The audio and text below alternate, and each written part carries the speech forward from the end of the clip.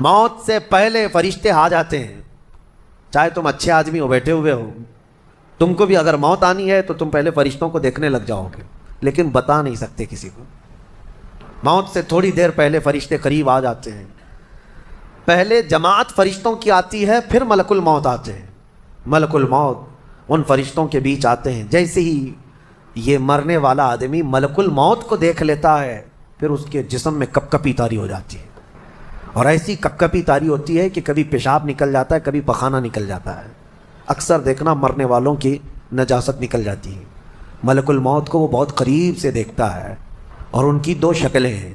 ایک بہت بھیانک شکل ہے، اس کو دیکھنا ہی عذاب ہے، اور ایک بہت خوبصورت شکل ہے، ان کو دیکھنا ہی رحمت ہے.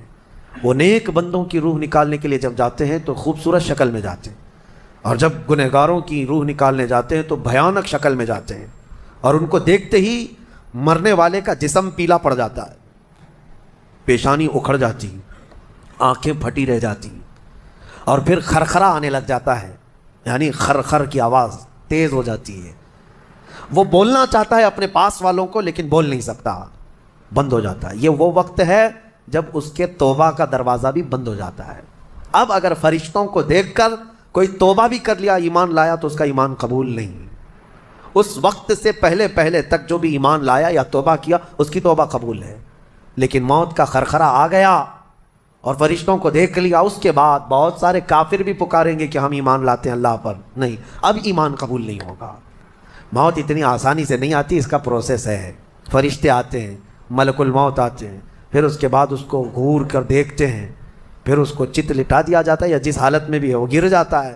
کھڑا ہے تو گرتا ہے، بیٹھا ہے تو گرتا ہے، موت آنے سے پہلے لڑک جاتا ہے. یہ ضروری بھی نہیں ہے کہ آج میں اپنے آپ کو سنبھال کر بیٹھا ہوں. اگر میری موت آنی ہے، اسی کرسی سے گر جاؤں، اسی جگہ سے ہم گر جائیں.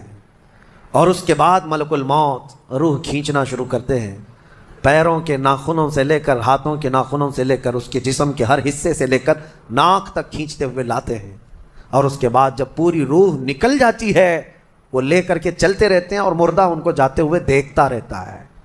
آنکھیں سب سے لاسٹ میں کھلی رہتی، کسی بھی مرنے والے کی آنکھیں بند نہیں رہتی، کھلی رہتی، وہ دیکھتا رہتا ہے. اسی لیے حدیث پاک میں ہے، جب کسی کی روح نکل جائے تو سب سے پہلے تم اس کی آنکھیں بند کر دو. ہمیں بند کرنا ہوتا ہے، اور اس کے بعد منہ بھی کھلا رہ جاتا ہے، منہ اوپن رہ جاتا ہے. فرمایا گیا منہ کو دبا کر بند کر دو. یہ سب نشانیاں ہیں میرے عزیزوں موت کی سختیوں کی.